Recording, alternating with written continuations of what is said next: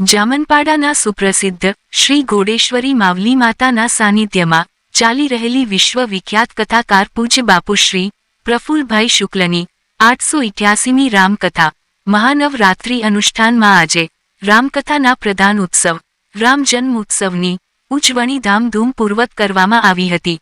નિત્યક્રમ અનુસાર શ્રી મિનલભાઈ પટેલના યજમાનપદે આચાર્ય ગુણવંતભાઈ વિપ્ર દ્વારા નવચંડી યજ્ઞ સંપન્ન થયો હતો। મયુર પટેલ દ્વારા પોથી તેમજ વ્યાસ પૂજન કરવામાં આવ્યું હતું।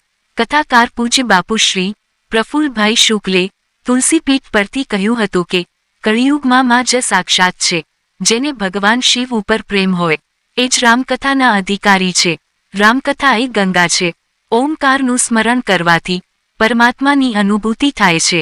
હૃદયમાં ભાવ પ્રગટે ત્યારે પરમાત્મા પારણામાં પ્રગટે છે। ભગવાન રામના જન્મના મુખ્ય 5 કારણોની વિશેષ ચર્ચા કરવામાં આવી હતી। સેજલબેન ગાવિત, રંજનબેન ભગરિયા, સોનલબેન ગાવિત, કપિલાબેન ભગરિયા અને શ્રી ઘોડેશ્વરી મહિલા સખી મંડળની બહેનો દ્વારા ભગવાન રામનું પારાણું ઝુલાવવામાં આવ્યું હતું। કિશન દવે અને હાર્દિક વિપ્ર દ્વારા વેદ મંત્રોચ્ચાર કરવામાં આવ્યા હતા। ઉપસ્થિત વિશાળ સંખ્યામાં ભાવિક ભક્તોએ ભગવાનના આગમનના વધામણા લઈ ભગવાનના કીર્તનમાં મદમસ્ત બની નાચ્યા હતા। અવધમે આનંદ ભયો, જય રઘુવીર રામકી ના પ્રચંડ નાદ સાથે વાતાવરણ ગુંજી ઉઠ્યું હતું। ગંધર્વ વૃંદ દ્વારા રાસ ગરબાની રમઝટ બોલાવવામાં આવી હતી। આજે કથામાં કથાકાર શ્રી ભાસ્કરભાઈ દવે, જીતેન્દ્ર રાજપુરોહિત, શંકરભાઈ પટેલ, રાજપુરી તલાટ, જામનપાડા પ્રાથમિક શાળાના વિદ્યાર્થીઓ અને મહેમાનો પધાર્યા હતા, જેમનું સ્વાગત કરશનભાઈ પટેલ, જગુભાઈ ગાવિત અને આયોજકો દ્વારા કરવામાં આવ્યું હતું। ભાસ્કરભાઈ દવે દ્વારા પ્રાસંગિક ઉદ્બોધન કરવામાં આવ્યું હતું। દરરોજ વિશાળ સંખ્યામાં ભાવિક ભક્તો મહાપ્રસાદનો લાભ લઈ રહ્યા છે। આવતીકાલે કથામાં સીતારામ વિવાહ ઉત્સવની ઉજવણી થશે, જેની તૈયારીઓ આયોજકો દ્વારા થઈ રહી છે। શ્રી ઘોડેશ્વરી સખી મહિલા મંડળ ભગવાન રામની જાન લાવશે, જ્યારે વાસંતીબેન બાબુભાઈ પટેલ જામનપાડા કન્યા પક્ષે રહીને કન્યાદાન કરશે। બ્યુરો રિપોર્ટ અભિનવ સુરત ન્યૂઝ, એડિટર પ્રકાશ પટેલ, સુરત।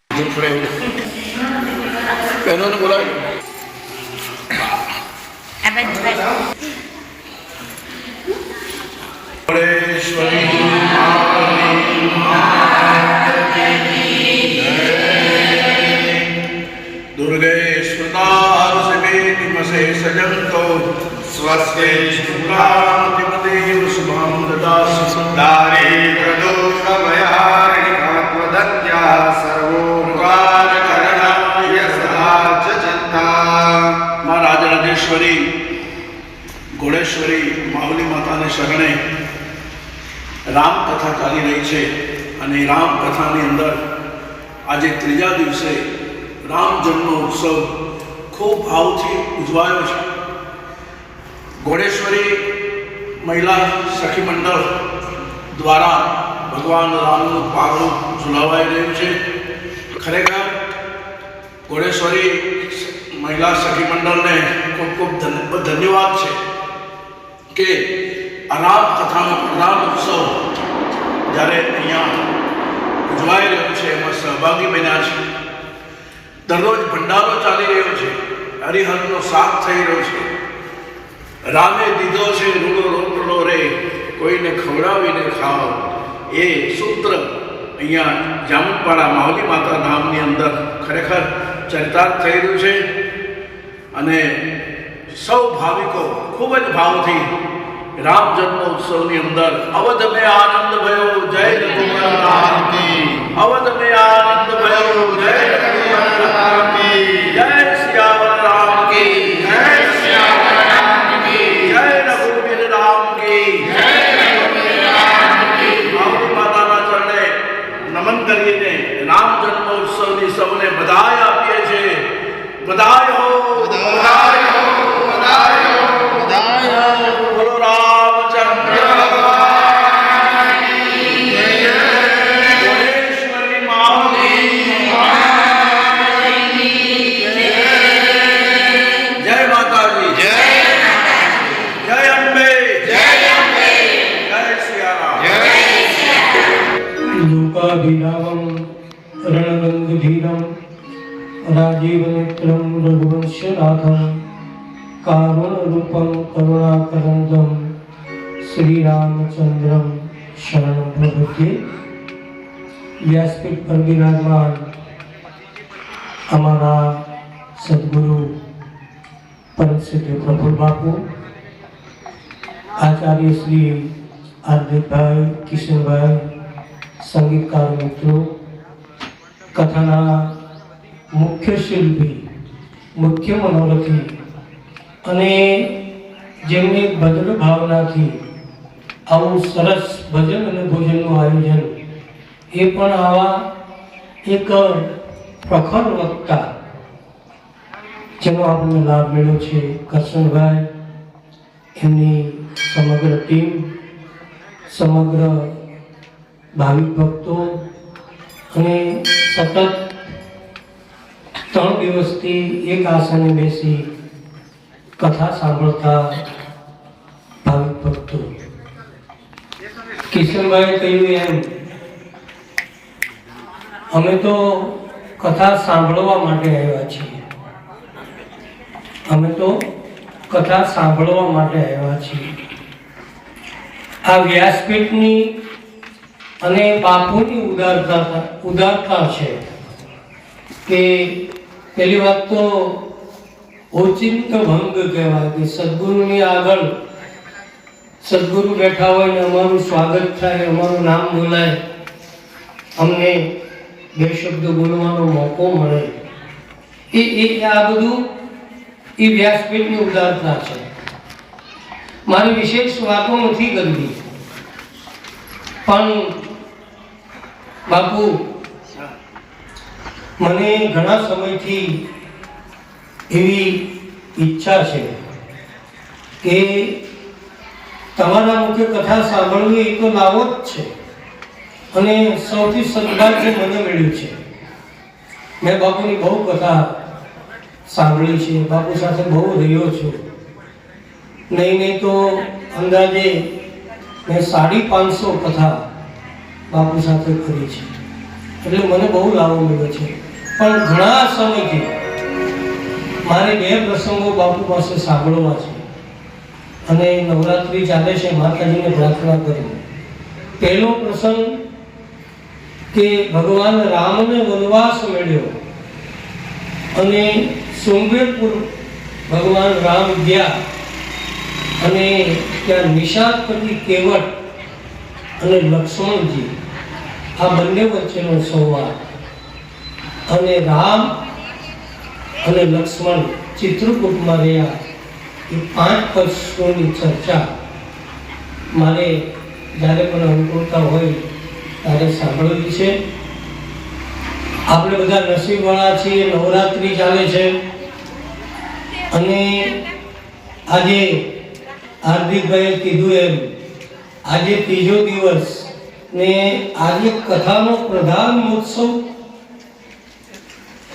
બધી જ વસ્તુઓ પછી મળે, તક ને સમય પછી નહીં મળે, પછી કરશું. હા, આ ભૂમિ કેટલી નસીબવાળી સાહેબ. પૈસાથી એક શાંતિ ઓમ નથી થતો. પૈસા હોય ને તો શાંતિ ઓમ ન થાય, એને બદલે આવું ભવ્ય આયોજન, અને એ પણ આવા પ્રખર વક્તા, એની પાસેથી રામકથા, નવરાત્રિ, માતાજીનું સ્થાન, ભજન, ભોજન, કેટલી ગમે તે બાજુથી જુઓ, ગમે તે એંગલથી જુઓ, કેવો સંયોગ બન્યો. રામાયણ ઉત્તરકાંડમાં એક ચોપાઈ છે, જો એહી ભાતી બને સંજોગા. આવો સંજોગ ક્યારે બને કે રામ કૃપા ના સહી સર્વરોગા. આપણા બધા ઉપર બાપુ જેવા યોગી પુરુષોની અને માતાજીની કૃપા કે આપણને આવો અવસર મળ્યો. હા, નગર આપણા વિસ્તારમાં કઈ વસ્તી એટલી થોડી છે કે કેમ બધા નથી આવી શકતા? ઈચ્છા બધાની થાય છે, પણ માતાજીની ઈચ્છા નથી, વ્યાસપીઠની ઈચ્છા નથી. તો આવો અવસર ને હજી તો આજે ત્રીજો દિવસ છે.